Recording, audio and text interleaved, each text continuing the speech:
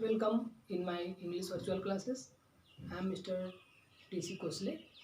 Today we will study past continuous tense, जारी भूतकाल। इससे पहले हमने पास्ट सिंपल टेंस पढ़ा है। आज हम पढ़ेंगे पास्ट कंटिन्यूअस टेंस, जारी भूतकाल, यानी कि ऐसी कोई घटना, कोई बात जो भूत में ही जारी था, चल रहा था।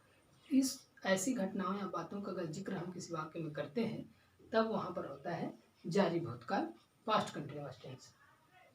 चलिए, इसमें ऑक्सिलरी वर्ब लगता क्या है, सहायक क्रिया क्या लगती है, वॉज या वेयर। जारी भूतकाल में पास्ट कंटिन्यूअस टेंस में कौन सी सहायक क्रिया लगती है, वॉज या वेयर। चलिए, मैं यहाँ पर मैंने यहाँ पर 6 वाक्य लिखे हैं, पढ़ते हैं और समझते हैं कि भाई इसका स्ट्रक्चर क्या हो सकती है, क्या होती है। पहला है, Ram was searching for Sita. Ram was searching for Sita. Ram Sita की खोज कर रहा था। राम सीता की खोज कर रहा था, यानी कि भूतकाल में ही काम जारी था, तो कर रहा था। हिंदी में पहचान मैंने प्रेजेंट कंटिन्यूअस टेंस पढ़ते समय बताया था कि रहा रही आती है।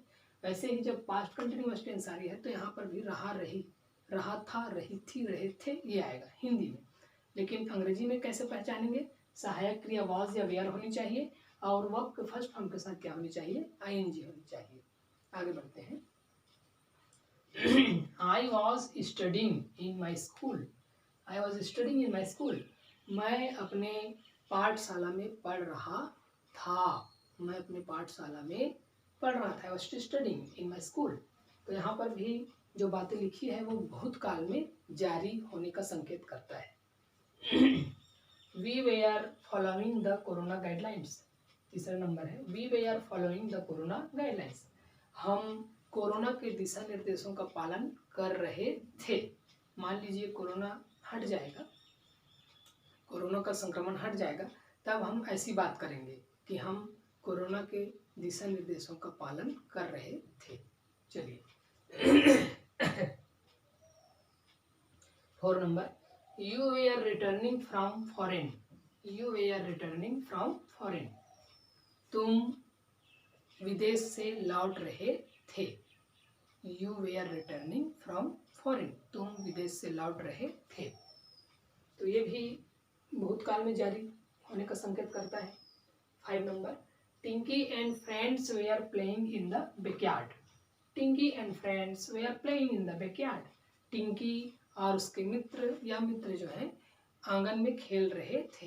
टिंकी और मित्र आंगन में खेल रहे थे। तो ये भी भूतकाल में जारी होने का संकेत करता है ये वाक्य जो है। तो कौन सा tense, past continuous tense. 6 number, she was fighting to corona. She was fighting to corona. वह कोरोना से जंग लड़ रही थी, यानी कि उसको कोरोना हो गया और वो जो है उससे लड़ रही थी, उसको अपने शरीर से भगाने का कोशिश कर रही थी, ये इसका मतलब है।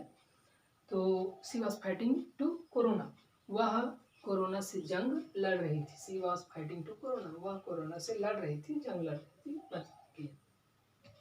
चलिए, इनका ये जो वाक्य है वो सभी असर्टिव सेंटेंस में लिखे हुए हैं।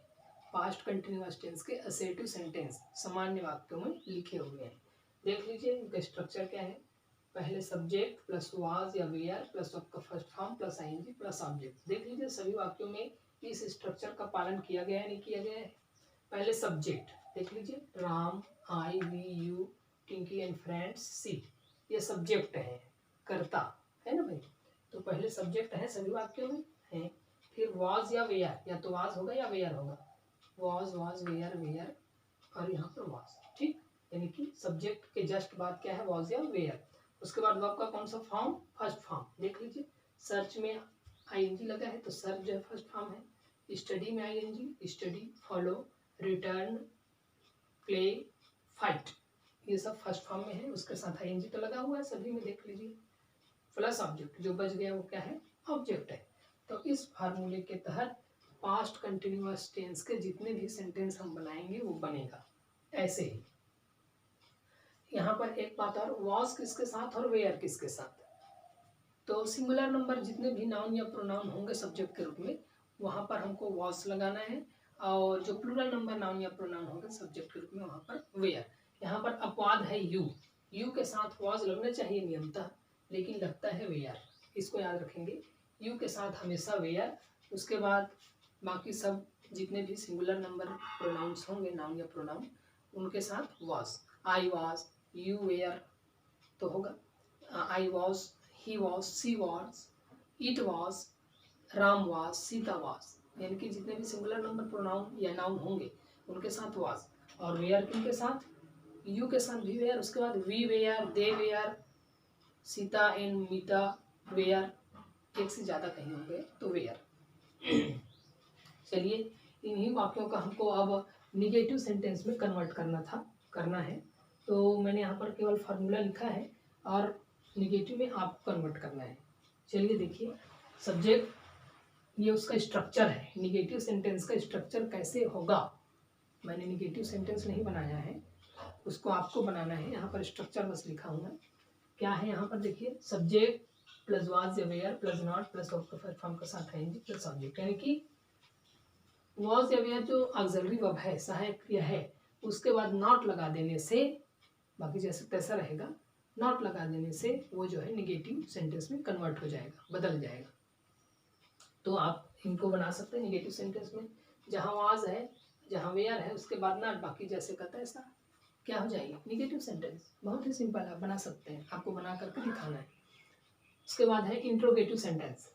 इंट्रोगेटिव सेंटेंस का स्ट्रक्चर देख लीजिए, वॉज या वेयर देख लीजिए, पहले सब्जेक्ट था, लेकिन अब क्या होगा, सहायक क्रिया जो ऑक्सिलरी वर्ब है उसको वाक्य के सामने वॉज या were plus subject plus verb का first form plus ING plus subject plus question mark. तो इंट्रोगेटिव सेंटेंस बनाने के लिए जो सहायक क्रिया है, ऑक्सिलरी वर्ब है उस वाक्य में, उसको वाक्य के सामने ला देंगे, लास्ट में क्वेश्चन मार्क लगा देंगे, तो वो जो है, और जैसे का तैसे लिखना है बाकी सारी चीज़ों को, तब वो क्या बन जाएगा इंट्रोगेटिव सेंटेंस। सामने वाक्य के सामने सहायक क्रिया, उसके बाद सब्जेक्ट, फिर जैसे का तैसे जितना लिखा है, लास्ट में क्वेश्चन मार्क, तो क्या बन जाएगा इंट्रोगेटिव सेंटेंस। बहुत ही सिंपल।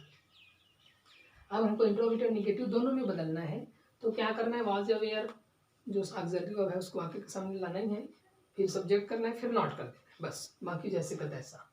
सब्जेक्ट के बाद नॉट लगाना है, फिर बाकी जैसे का तैसा, और लास्ट में क्वेश्चन मार्क। इंट्रोगेटिव निगेटिव बनाना है तो नकारात्मक और प्रश्नवाचक दोनों वाक्य एक ही साथ जो है झलकना चाहिए, तब वहाँ पर हम इस फार्मूले का उपयोग करते हुए इनका रूपांतरण कर सकते हैं, ट्रांसफॉर्मेशन कर सकते हैं। चलिए बहुत ही सिंपल, आप जो है इनको, इन वाक्यों को निगेटिव में, इंट्रोगेटिव में और इंट्रोगेटिव निगेटिव में कन्वर्ट करके मुझको cgschool.in में सेंड टू शिक्षक, जांच के लिए शिक्षक को भेजें। इस ऑप्शन में जा करके मुझको भेजेंगे बनाकर, ठीक है, ओके।